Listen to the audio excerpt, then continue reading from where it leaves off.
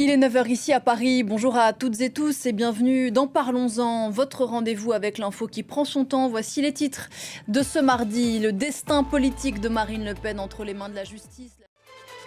C'est le scénario, ou en tout cas une partie du scénario de la prochaine élection présidentielle qui se joue. Cet arrêt d'appel va-t-il venir confirmer le jugement de première instance et contraindre Marine Le Pen à passer le flambeau à Jordan Bardella? C'est une extrême droite française qui est à la croisée des chemins. Marie Schuster depuis le Palais de justice de Paris. Merci beaucoup Marie. C'est l'épilogue, on l'a dit ce mardi, d'une affaire vieille et Marie le rappelait à l'instant de plus de 20 ans. Affaire dans laquelle Marine Le Pen et plusieurs autres prévenus qui connaîtront également leur peine en appel aujourd'hui sont accusés d'avoir détourné de l'argent public européen. Voilà, Nicolas Chamontin le rappelait à l'instant, le parquet avait requis pour cet appel des peines similaires à celles de la première instance. Bonjour Alexandra Carini, soit 5 ans d'inéligibilité. Alors on connaîtra la décision de la Cour tout à l'heure. Quels sont les scénarios possibles? Alors la Cour peut décider d'une peine plus courte, ça c'est dans ses cordes. Mais pour que Marine Le Pen puisse être candidate, il faudrait que cette peine soit égale ou inférieure à 2 ans. Dans ce cas-là, la peine aura en effet été purgée dans son intégralité pour le deuxième tour de l'élection présidentielle le 18 avril 2027.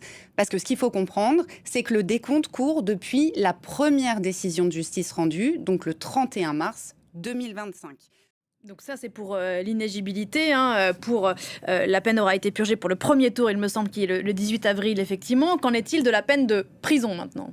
Alors, le parquet a requis 4 ans d'emprisonnement, dont 1 an ferme, aménagé sous surveillance électronique. Il est donc peu probable que Marine Le Pen aille en prison.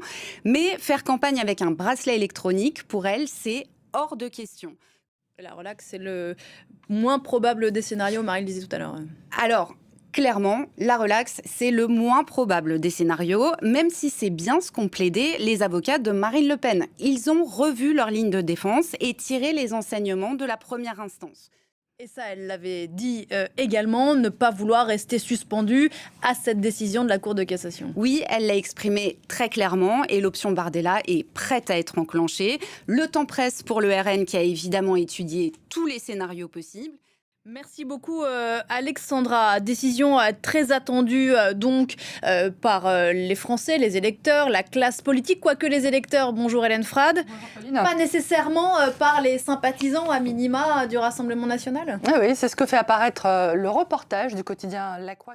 Hélène, on va vous retrouver dans un instant. Des feux effectivement attisés, vous venez de le dire, par les vents et des températures caniculaires. La France entre ce mardi dans un nouvel épisode de chaleur extrême. Pendant ce temps, Emmanuel Macron passe cette journée de mardi à Damas. Comme nous l'annoncions hier matin, le président français est arrivé en Syrie hier soir pour une visite historique, la première pour l'Elysée depuis 2009, la première pour un chef d'État occidental depuis la chute de Bachar el-Assad à la fin de l'année 2024. Une visite placée sous le signe de la reconstruction de la Syrie, sortie il y a 1 an et demi de 50 ans de dictature. Jean Barrère.